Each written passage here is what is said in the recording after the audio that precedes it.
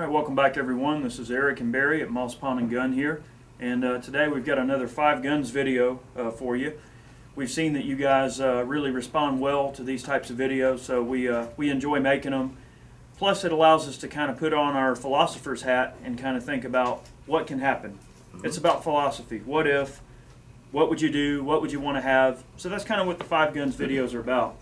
This particular video is going to be 5 wilderness walkout guns. Barry, explain the scenario.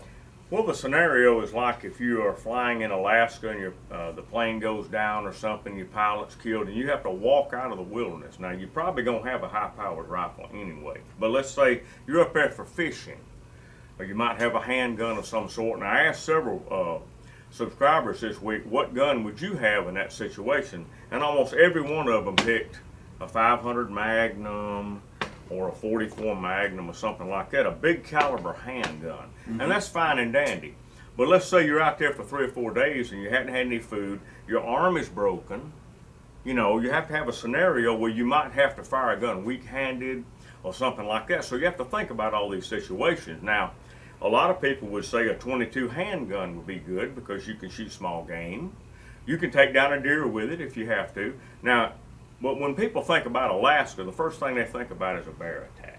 A bear attack. And what most people tend to forget is that most bear attacks happen because you're actually trying to avoid bears.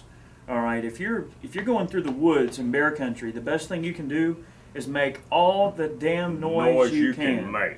Go, hey bear, hey bear, hey bear, hit sticks on trees. Because where most people get hurt in bear attacks is because they accidentally stumble upon a bear that's sleeping, or a bear didn't hear them coming, and then they get shocked and they want to defend themselves. They want to stand their ground, or they'll come across a bear who's trying to protect their cubs. Right. So when it comes to bear country, I mean, the main thing is just make all the racket you can.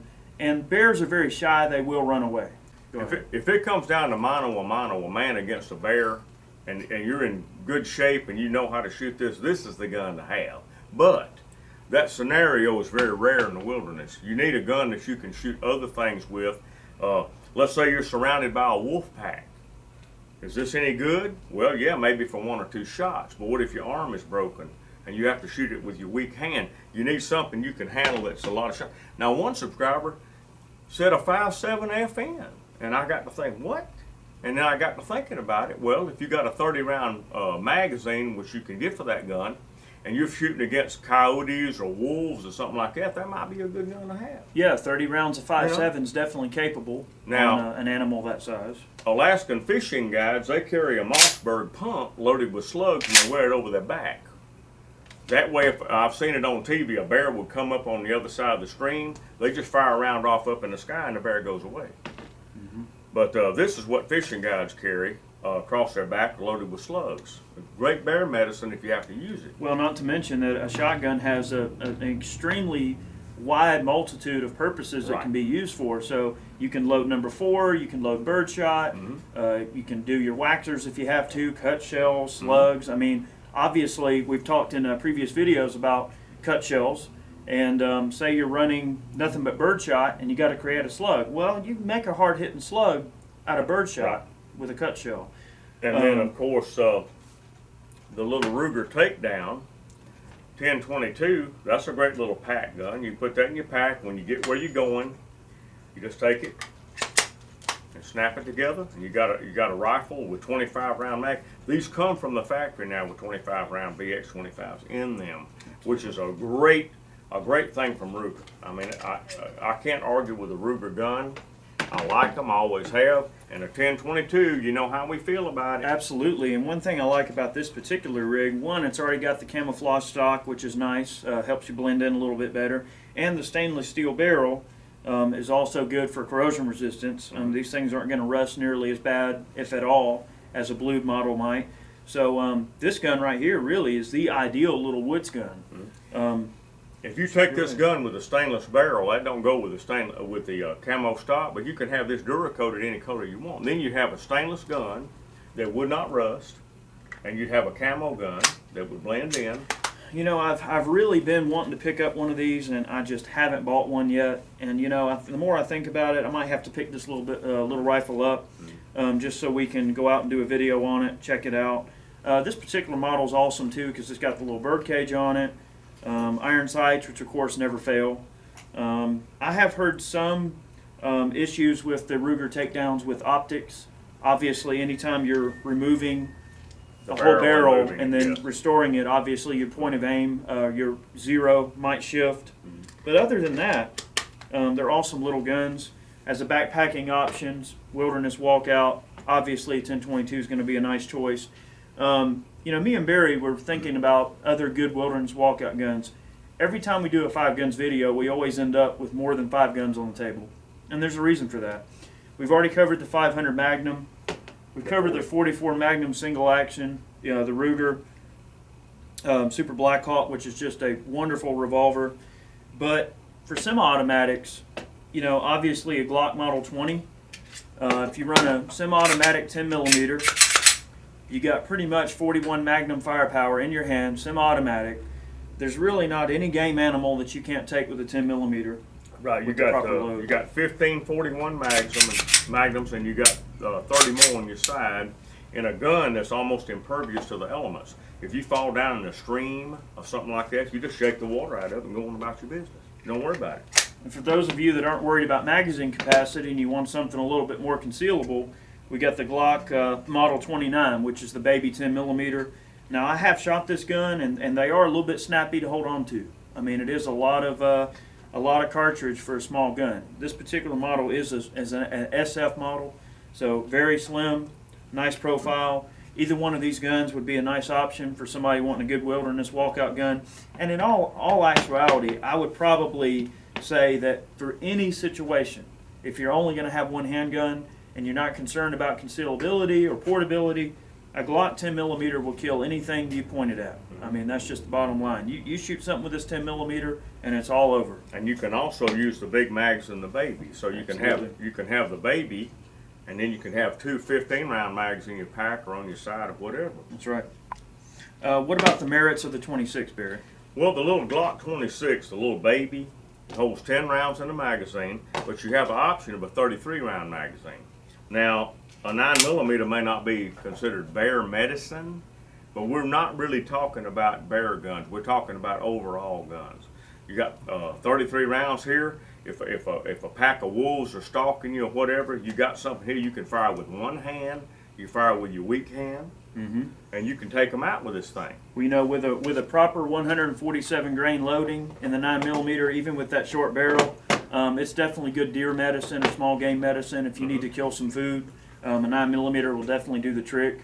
One of the nice things too, I don't have one here to show you, but like the Kel-Tec Sub 2000 that takes a 9mm Glock magazines. That's a wonderful So you gun. could run your pistol, and I've always been a very big proponent for this, but you have your Glock 9mm 26 and then your Glock magazine accepting Kel-Tec, and then you got you a nice companion there, you know, rifle with your pistol.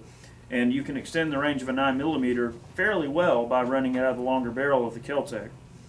So that's definitely an option. I know this is more than 5 guns, but we like to give you guys, you know, our input as to what we think about this. Some sort of a Glock, whether it's a 10mm or a 9, any caliber, whatever you're comfortable with, 45, 10mm, 500 Magnum. I mean, that's obviously a nice choice. Or that's what most of you recommended, was the 500. Most subscribers, when you talk Alaska, they want a big gun, but that's not necessarily the best gun. No, it's not. Now, you get back to the 9mm, adding to this, if you have to fish with a gun, which is illegal, but in a survival situation, who cares? I hope a game warden finds me. A 9mm a ball round will penetrate about 8 feet of water. So if you see fish or trout in a stream, you can shoot them with this. And you got something to eat. I can think of a lot more efficient ways to get fish in a survival situation, but definitely a merit. That is an added point, though. It is an added point. I think that out of all the guns that we've shown here right now, you know, it's really hard to choose one, but Go ahead. you know, in the giant scheme of things, I think at the end of the day, anybody's going to take whatever gun they can get their hands on. I mean, I don't guess this is really about choices. This is just more of a theoretical standpoint. I would have to say that shotgun's going to be tough to beat. Right. Because there's not a whole lot in a survival situation that you can accomplish with a good shotgun. if you had just a variety of different loads, you could shoot squirrels and rabbits, you could shoot deer, you could scare a bear away, like stop a bear at close range. Well, not to mention if you had bird bombs. Those are excellent. Like if you were in bear territory and you wanted to scout out an area, you could just shoot a bird bomb over there, right, and scare away all the bears you want. You ain't got to hurt them.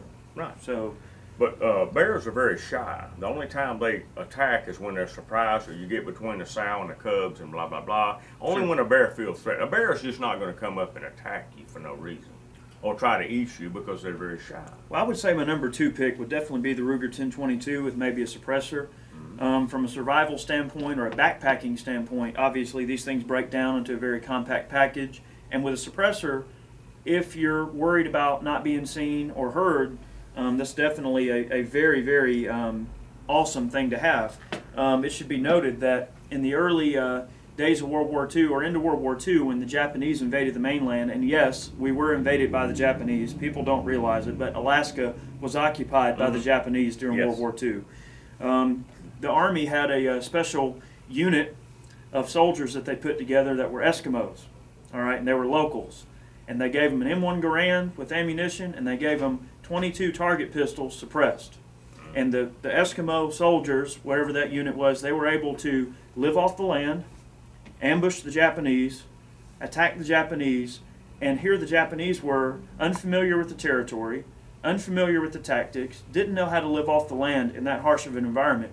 And these Eskimo soldiers, greatly outnumbered, were able to impart very heavy losses on the Japanese just because they knew the terrain, they knew how to survive, and they employed proper tactics with the weapons they were given. Suppressed 22s to kill small game, and then their M1 Garands when they needed to really mean business. Yeah.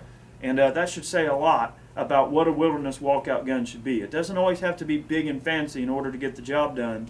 It's about employing the proper tactics for the situation you know you're going to be in, and being able to get the job done. That's it. But I think we've given y'all some food for thought today. Well, there's more than 5 guns, but these are really the same gun. It's just a different version of the same thing. 10 millimeter. We got the 500, the 44 Magnum, the 12 gauge, and a 9 millimeter, and the 22. And this is a good array here. You could survive with any of these guns.